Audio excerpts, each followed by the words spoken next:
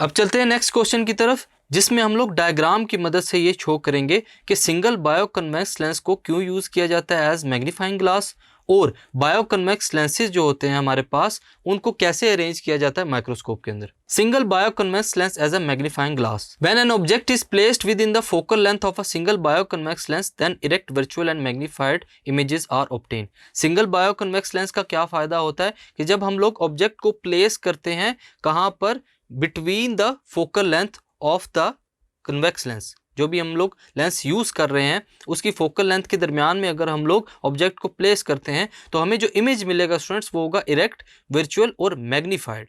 ये है हमारे पास single biconvex lens as a magnifying glass. Further अगर हम लोग बात करते हैं बायोकन्वेक्स लेंसेज की, जिसमें हमारे पास मल्टीपल कन्वेक्स लेंसेज यूज होते हैं, तो उसमें क्या होगा कि in compound microscope when the images found by the objective is within the focal length, हमारे पास जो इमेजेस बन रही हैं वो ऑब्जेक्टिव और फोकल लेंथ के दरमियान में होगा, जो कि आई पीस हमारे पास पड़ा है। तो हमारे पास जो इमेज बनेगी स्टूडेंट्स वो होगी वर्चुअल, इन्वर्टेड और मैग्नीफाइड। ये है हमारे पास बायो कन्वेक्स लेंसेज की इंपॉर्टेंस। Thank you.